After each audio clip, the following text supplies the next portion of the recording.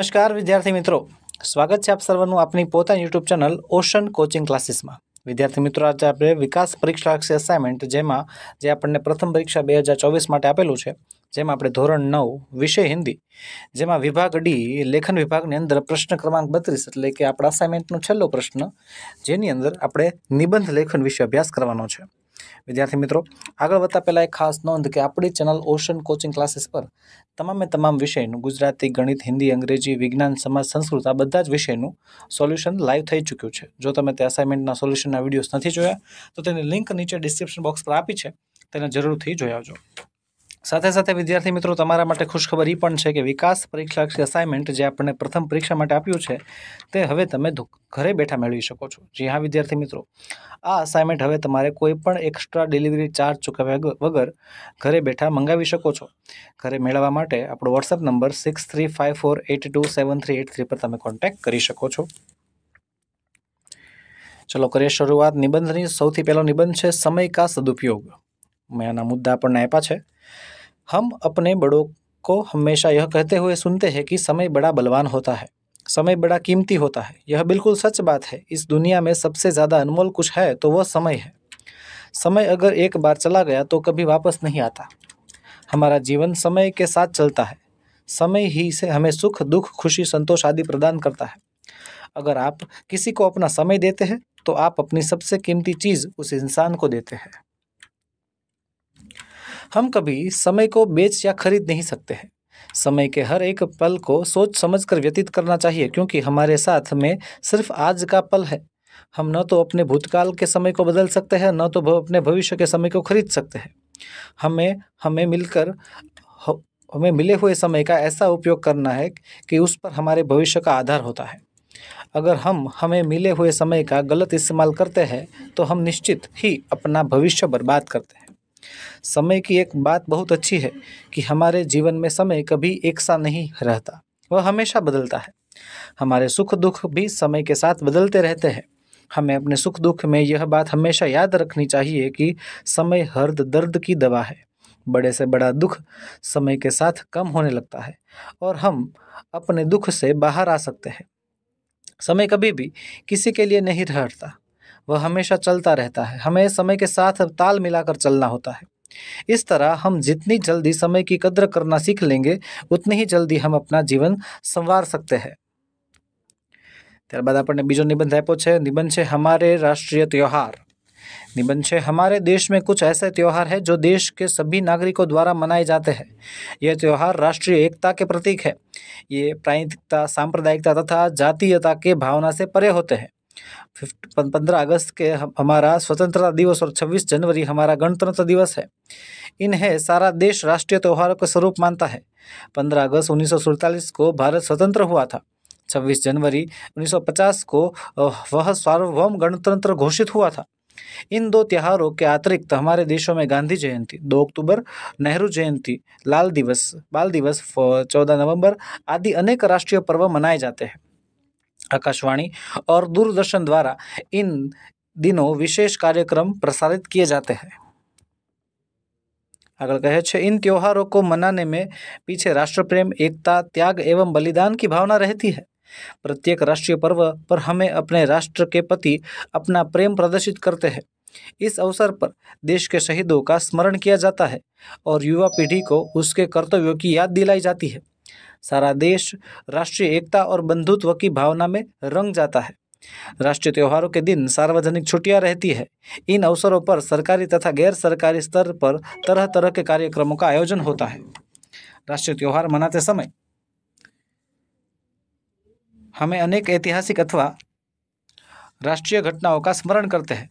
इनका स्मरण हमें प्रेरणा एवं संदेश प्रदान करता है। 15 अगस्त के दिन हम अपने देश की स्वतंत्रता की रक्षा करने की शपथ लेते हैं। 26 जनवरी के दिन हम भारत को महान तथा आदर्श लोकतंत्र बनाने की प्रतिज्ञा करते हैं। महान नेताओं के जन्मदिन हमें देश प्रेम तथा देश सेवा की प्रेरणा देते हैं। राष्ट्रीय त्योहारों के साथ साथ राष्ट्र के महान त्यागी, वीर और बलिदानी पुरुषों की भी जीवन गाथाएं जुड़ी रहती है। इन त्योहारों पर हम श्रद्धा के साथ उनका स्मरण करते हैं। आगे आपने तीसरो निबंध आप्यो छे, मेरा शौक। लोगों की तरह तरह के शौक होते हैं। किसी को घूमने फिरने का शौक होता है, किसी को खेलने या पढ़ने का शौक होता है, तो कोई फोटोग्राफी या डाक टिकटों को संग्रह करने का शौकीन होता है। मुझे तो बागबानी का बहुत शौक है। बागबानी सीखने के लिए मैंने कई पुस्तकें खरीदी है। हमारे घर के पीछे थोड़ी सी खाली जगह पड़ी थी, उसी को एक छोटे से बगीचे में विकसित करके मैंने अपना शौक पूरा किया है।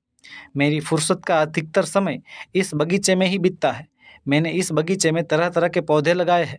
इसमें से कई तरह के गुलाब के पौधे हैं और कुछ पौधे चमेली और मोगरे के भी हैं। रात में रात रानी की खुशबू दूर दूर तक फैलती है। बगीचे में तुलसी के भी पौधे लगाए गए हैं। तुलसी गुणकारी औषधि भी है। बगीचे के एक कोने में हरी धनिया, पुदीना और मिर्च भी उगाता हूँ। पहले घर में सभी मेरे इस शौक के खिलाफ थे। सब इसे पढ़ाई से जी चुराने का मेरा बहाना मानते थे, परंतु अब मेरा शौक सबको अच्छा लगता है। माँ और दादी बागबानी में मेरी मदद करती है। पिताजी खुश है कि मैं घर में फूलों की बढ़िया खुशबू आती है। माताजी खुश है कि उन्हें पूजा के लिए रोज सुबह ताजे फूल मिल जाते हैं। बहन अपने बालों में गुलाब को सजाकर फूल ही नहीं समाती। मेरे मित्रों को भी मेरा यह शौक भा गया है। कुछ मित्र ने तो मुझसे मांग कर अपने यहाँ फूलों के पौधे लगाना भी शुरू कर दिया है। बागबानी के शौक से मुझे कई लाभ हुए हैं। इससे फूलों के बारे में मेरी जानकारी बढ़ी है। पौधों की सुरक्षा के बारे में मुझे नई नई बातें सीखने को मिली है। अपने बगीचे को हरा भरा देखकर मेरा दिल खिल उठता है। चौथो निबंध है वृक्ष ही जीवन है। लखीशु जवाब आपणे सदियों से पेड़ हमारे मित्र और सच्चे साथी रहे हैं। एक पेड़ के हम मनुष्य पर अनगिनत उपकार होते हैं। उनसे हम मनुष्यों को बहुत कुछ मिलता है। वह हमारे जीवन के अति आवश्यक अंग है। एक सच्चे मित्र की तरह पेड़ भी हमें मदद करते हैं। एक पेड़ के सारे अंग हमें काम आते हैं, जैसे कि पेड़ की जड़ें, लकड़ी, फूल, फल, पत्ते इत्यादि अलग अलग तरीके से काम में आते हैं। पेड़ के फल फूल खाने में काम आते हैं। पत्ते और जड़ें दवाई बनाने में काम आते हैं। पेड़ की छांव हमें एक सच्चे मित्र की तरह ही शीतलता प्रदान करती है। पेड़ प्रकृति और समग्र जीवन सृष्टि का संतुलन बनाए रखते हैं। पेड़ के कारण ही पृथ्वी का तापमान संतुलन में रहता है। पेड़ हमें जीने के लिए ऑक्सीजन प्रदान करते हैं। अच्छी बरसात होने के कारण भी पेड़ भी है। पेड़ के कारण ही हमारे आसपास की हवा शुद्ध रहती है और सूखने के बाद भी पेड़ हमारे काम आते हैं। सूखी लकड़ियाँ का उपयोग हम जलाने और हमारे घर का सामान बनाने के लिए करते हैं। हमारे त्योहार और संस्कृति में भी पेड़ का अलग ही स्थान है। हम पीपल जैसे पेड़ की पूजा भी करते हैं। हिंदू धर्म में के अनुसार पीपल के पेड़ में श्री विष्णु का वास होता है। इस तरह पेड़ अपने समग्र जीवन काल में और सूखने और काटने के बाद भी मनुष्य के काम आता है और एक सच्चे मित्र की तरह हमारा साथ निभाता है। तो पेड़ हमारे परम मित्र है, ऐसा कहना कुछ भी गलत नहीं होगा। આગળ પાંચમો નિબંધ આપણને આપ્યો છે पर्यावरण और प्लास्टिक।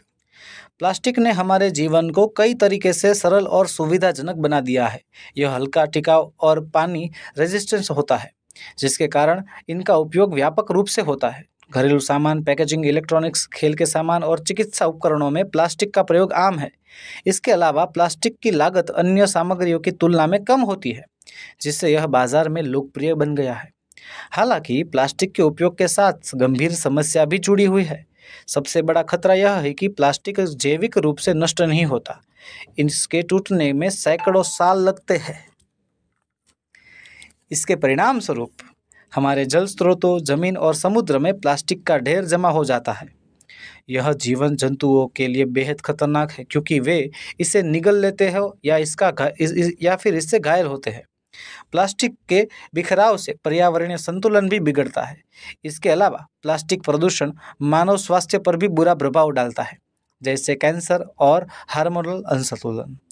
प्लास्टिक की उपयोगिता और उसके नुकसान दोनों को समझना अत्यंत आवश्यक है। हमें इस बात का ध्यान रखना चाहिए कि हमें प्लास्टिक का उपयोग करने के साथ साथ इनके प्रभावों को भी समझना होगा। पुनर्चक्रण, प्लास्टिक को कम से कम उपयोग और वैकल्पिक सामग्रियों का चयन करने से हम पर्यावरण को सुरक्षित रखने में योगदान कर सकते हैं। एक जागरूक नागरिक के रूप में यह हमारी जिम्मेदारी है कि हम अपने पर्यावरण की रक्षा करें और प्लास्टिक के अंधाधुंध उपयोग को सीमित करें। આગળ છે છઠ્ઠો નિબંધ गरीब विद्यार्थी की आत्मकथा। मैं एक गरीब परिवार में जन्मा। मेरे पिता एक छोटे किसान हैं। और मेरी माँ घरेलू काम करती है। हमारे पास बहुत साधन नहीं है, लेकिन मेरे माता पिता ने हमेशा मुझे शिक्षा का महत्व समझाया है। वे चाहते थे कि मैं पढ़ाई करूं और अपने जीवन को बेहतर बनाऊं। मेरी ज़िंदगी का एक मुख्य कर्तव्य है अपने परिवार की स्थिति को बदलना। मुझे पता था कि शिक्षा ही वह रास्ता है जिससे मैं अपने सपनों को साकार कर सकता हूँ। मैंने दृढ़ संकल्प किया है कि मैं अपने पढ़ाई में कभी ना कभी आगे आने दूंगा, चाहे परिस्थितियाँ कितनी भी कठिन क्यों ना हो। मेरे कर्तव्य के प्रति मेरी मेहनत रंग लाई। मैंने कड़ी मेहनत की और अपने विषयों में अच्छे अंक प्राप्त किए। जब मैंने पहली बार स्कूल की परीक्षा में प्रथम स्थान हासिल किया तो मेरे माता पिता की खुशी का ठिकाना नहीं रहा। मुझे लगा कि मेरी मेहनत और संघर्ष का फल मीठा होता है। मेरी मेहनत ने न केवल मुझे पढ़ाई में सफल किया, बल्कि मेरे सहपाठियों और शिक्षकों के बीच भी मेरी पहचान बनाई। वे मुझे पसंद करने लगे और मुझे प्रेरणा का स्रोत मानने लगे। मुझे बहुत अच्छा लगता था जब वह लोग मुझसे सलाह लेते थे और मेरी मेहनत की तारीफ करते थे। हालांकि मेरे जीवन में कई संघर्ष भी थे। कभी-कभी मुझे किताबें खरीदने के लिए पैसे नहीं होते थे। कभी-कभी मुझे पढ़ाई के लिए रात भर जागना पड़ता था, क्योंकि घर के कामों में मेरी मदद पड़ती थी। लेकिन इन कठिनाइयों ने मुझे और भी मजबूत बनाया। मैंने सीखा कि संघर्ष के बिना सफलता का कोई मूल्य नहीं होता। आज मैं एक कॉलेज में पढ़ाई कर रहा हूँ और मेरा सपना है कि एक दिन मैं अपने परिवार को एक अच्छी ज़िंदगी दे सकूँ। मैं जानता हूँ कि मेरी मेहनत और संघर्ष का फल मुझे अवश्य मिलेगा। मैं अपने समुदाय के लिए कुछ भी करना चाहता हूँ ताकि और गरीब बच्चों को भी शिक्षा का लाभ मिल सके। मेरी कहानी एक गरीब विद्यार्थी की है, लेकिन यह केवल मेरी नहीं, बल्कि हर उस बच्चे की कहानी है जो कठिनाइयों का सामना करते हुए अपने सपनों की ओर बढ़ता है। शिक्षा ही वह शक्ति है जो हमें अपने हालात से ऊपर उठने का हौसला देती है। मैं अपने संघर्ष को गर्व से जीता हूँ और आगे बढ़ने का संकल्प करता हूँ। આગળ વધીએ। આગળ 7મો નિબંધ છે मेरा प्रिय त्योहार। भारत में हम बहुत सारे त्योहार मनाते हैं। त्योहार हमारे जीवन में उत्साह और उमंग भर देते हैं।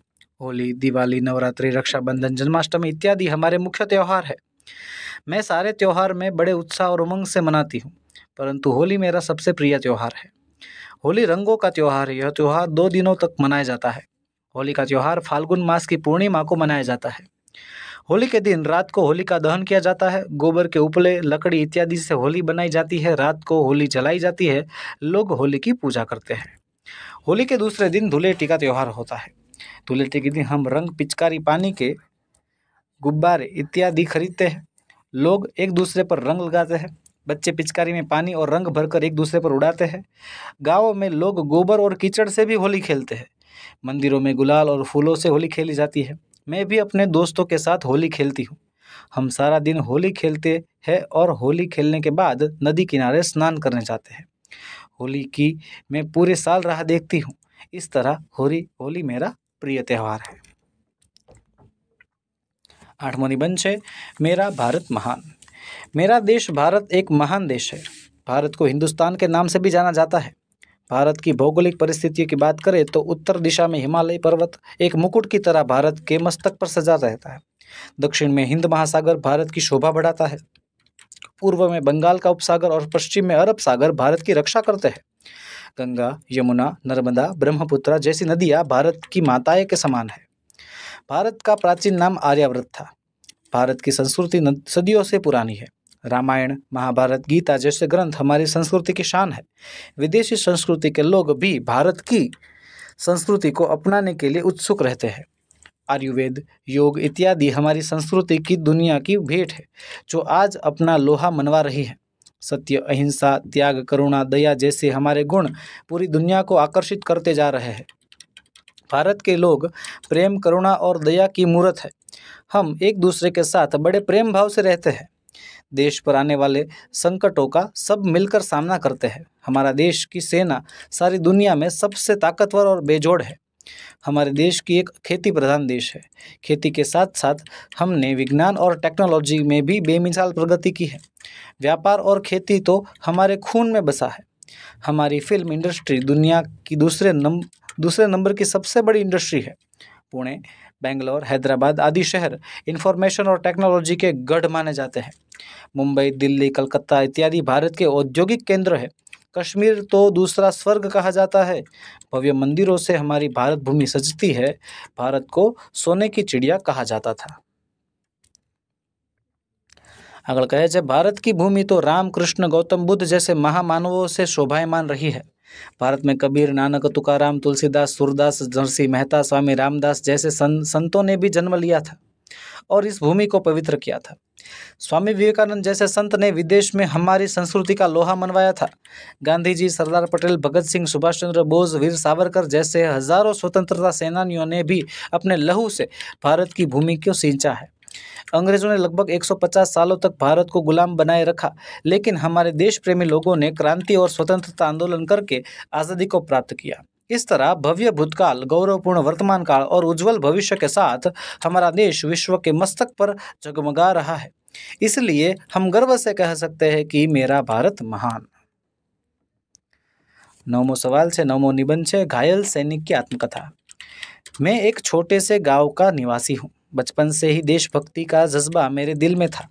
जब मैंने जवान होने का सपना देखा तो मेरे मन में हमेशा यह इच्छा थी कि मैं अपने देश की रक्षा कर सकूं।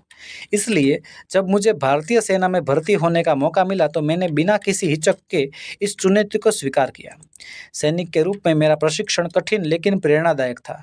मैंने शारीरिक और मानसिक रूप से खुद को तैयार किया। कठिनाइयों के बीच मैंने धैर्य और साहस का पाठ सीखा। अगर कहे छे हमें ना केवल लड़ाई की कला सिखाई गई बल्कि एक सच्चे सैनिक की जिम्मेदारियां और नैतिकता का भी ज्ञान दिया गया। यह प्रशिक्षण मेरे जीवन का एक महत्वपूर्ण हिस्सा बन गया। जब मैं पहली बार युद्ध के मैदान में गया तो मेरी धड़कन तेज हो गई। यह एक अनुभव था जिसे शब्दों में नहीं कहा जा सकता। वहाँ हमने देश की रक्षा के लिए अपने साहस का परिचय दिया। दुश्मन के खिलाफ लड़ना, अपने साथियों के साथ खड़े रहना, यह सब एक सैनिक का धर्म है। हमने कठिन परिस्थितियों का सामना किया और एक दूसरे की जान बचाने का प्रयास किया।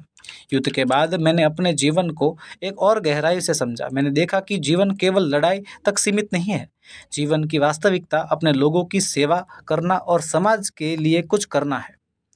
इस अनुभव ने मुझे सिखाया कि एक सैनिक का कर्तव्य केवल युद्ध करना नहीं है, बल्कि देश की जनता की भलाई के लिए कार्य करना है। हाल ही में मैं एक संघर्ष में गंभीर रूप से घायल हो गया। इस घटना ने मेरे जीवन को बदल दिया। मेरे शरीर पर चोटें आई, लेकिन मेरा मन दृढ़ था। मैंने संघर्ष किया और इसने मुझे और भी मजबूत बना दिया। घायल होने के बावजूद मैंने अपने साथी सैनिकों का हौसला बढ़ाने का प्रयास किया। मैंने सीखा कि साहस केवल शरीर में नहीं बल्कि मन में भी होना चाहिए। जब मैं घर लौट आया हूँ तो मेरा उद्देश्य अपने गांव की सेवा करना है। मैं चाहता हूँ कि मेरे गांव के लोग भी मेरे जैसे शिक्षा और अवसर प्राप्त करें। मैं युवा पीढ़ी को प्रेरित करना चाहता हूँ कि वे अपने देश की सेवा के लिए आगे बढ़े। मेरा मानना है कि अगर हम सब मिलकर काम करें तो हम अपने देश को और भी मजबूत बना सकते हैं। मेरी आत्मकथा एक घायल सैनिक की कहानी है, लेकिन यह एक सच्चे देशभक्त की भी है। मैंने देखा है कि साहस और सेवा का अर्थ क्या होता है। मैं अपने गांव को और देश के लिए सेवा के लिए हमेशा तैयार रहूंगा, क्योंकि देश सेवा ही मेरे जीवन का सर्वोच्च उद्देश्य है। આગળ 10મો નિબંધ આપણને આપ્યો છે स्वच्छ भारत। हमारा भारत देश भारत में विश्व में अपना एक अलग स्थान है। सभी क्षेत्रों में भारत ने विश्व का ध्यान अपनी ओर खींचा है, लेकिन स्वच्छता के मामले में दूसरे देशों की तुलना में हमारा भारत काफ़ी पीछे है। हमारे देश की संस्कृति और सभ्यता सदियों पुरानी है। हमारे त्योहार भी साफ सफाई से जुड़े हुए हैं। दिवाली से पहले हम घर की साफ सफाई करते हैं। भारत ने सालों से अलग अलग क्षेत्रों में अच्छी तरक्की की है, लेकिन स्वच्छता के मामले में हमें काफ़ी कुछ करना बाकी है। आज हमने ऊंची ऊंची इमारतें तो बना ली है, हमारे रोड पर गंदगी ढेर ढेर लगे हुए हैं। नदी को हम माता मानते हैं, परंतु वही नदी को हम गंदा करते हैं। हम कहीं पहाड़ पर या समुद्र किनारे घूमने जाते हैं तो वहाँ गंदगी छोड़ जाते हैं। हमारे गांवों में अधिकांश घरों में शौचालय नहीं होता। लोग खुले में शौच क्रियाएं करते हैं और गंदगी फैलाते हैं। गांवों में गटर की व्यवस्थाएं भी नहीं होती तो सड़कों पर गंदा पानी निकल जाता है। अस्वच्छता से सबसे बड़ी हानि हमारे स्वास्थ्य की होती है। अगर हवा, पानी या ज़मीन कहीं पर भी गंदगी है तो उसका सीधा असर हमारे स्वास्थ्य पर पड़ता है। गंदा पानी, हवा या खुराक सभी बीमारियों के कारण विदेशी पर्यटक जब हमारे देश में आते हैं तो भारत की गंदगी देखकर हैरान रह जाते हैं और दूसरे देशों में भारत की छवि खराब होती है। अगर हम स्वस्थ जीवन जीना चाहते हैं तो हमें स्वच्छता की तरफ ध्यान देना होगा। अगर हमारी आसपास का माहौल स्वच्छ होगा तभी हम स्वस्थ रह पाएंगे। स्वच्छता की शुरुआत हमें सबसे पहले अपने आप से ही करनी होगी। हमें खुद को स्वच्छ रखना चाहिए।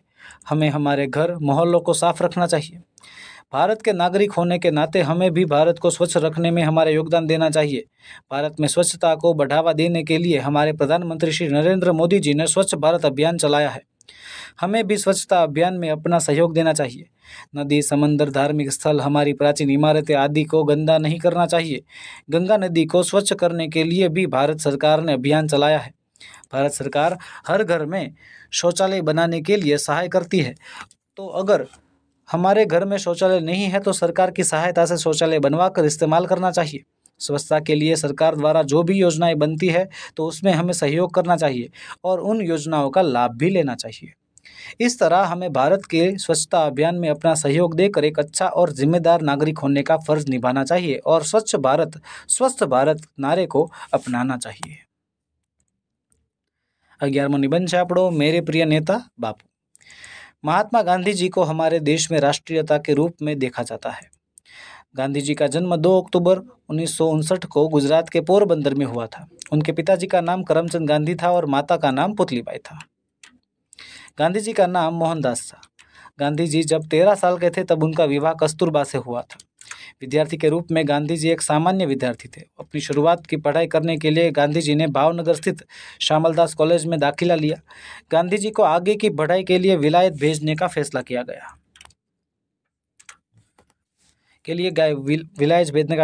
गया। बैरिस्टर की पढ़ाई करने के लिए उन्होंने इंग्लैंड भेजा गया।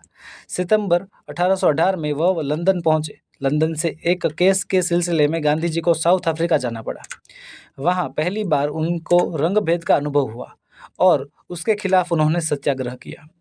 1914 में भारत लौटने के बाद गांधी जी ने अपना सत्याग्रह और अहिंसा आंदोलन करके रॉलेट एक्ट का विरोध, दांडी कूच, असहयोग आंदोलन, भारत छोड़ो आंदोलन, विदेशी वस्तुओं का बहिष्कार इत्यादि लड़ाइयाँ लड़ी।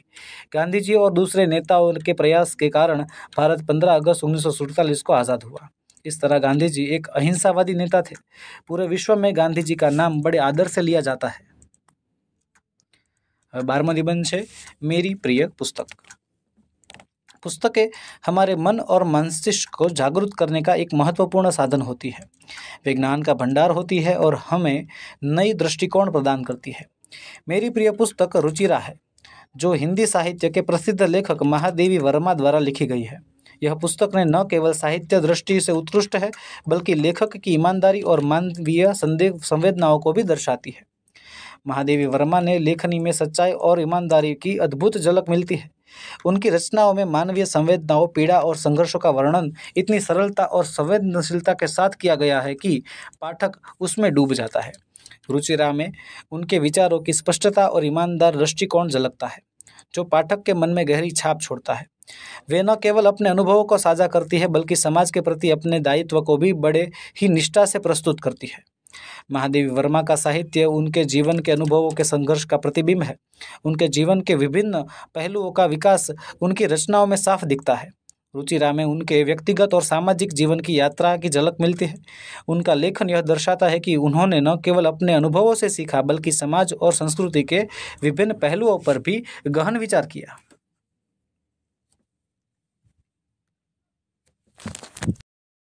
रुचिरा ने मुझे जीवन के जीने की प्रेरणा मिलती है। यह पुस्तक न केवल मेरे विचारों को समृद्ध करती है, बल्कि मुझे समाज के प्रति जागरूक और जिम्मेदार बनाती है। महादेवी वर्मा के लेखन से यह सीख मिलती है कि जीवन में संघर्षों का सामना धैर्य और साहस से करना चाहिए और समाज में सकारात्मक बदलाव लाने के लिए निरंतर प्रयासरत रहना चाहिए। रुचिरा मेरी प्रिय पुस्तक है क्योंकि यह मेरे जीवन को नई दिशा और प्रेरणा प्रदान करती है। महादेवी वर्मा की लेखनी में सत्य, ईमानदारी और संवेदनशीलता का समावेश है, जो इसे विशेष बनाता है। यह पुस्तक न केवल साहित्यिक दृष्टि से महत्वपूर्ण है, लेकिन जीवन के हर पहलू के गहन शिक्षाएं प्रदान करती है। तो बस विद्यार्थी मित्रों, આજના વિડીયોમાં એટલું જ। અહીં આપણે આપણા વિકાસ અસાઇનમેન્ટ વિષય હિન્દીને સંપૂર્ણ કરીએ છીએ। મળીશું આવતા વિડીયોમાં, જેમાં આપણે આવા અવનવા સોલ્યુશન લઈને હાજર થતા જ રહીશું। વિડીયો ગમ્યો હોય તો લાઇક કરો, તમારા મિત્રોમાં શેર કરો અને ચેનલમાં નવા હો તો સબસ્ક્રાઇબ કરો।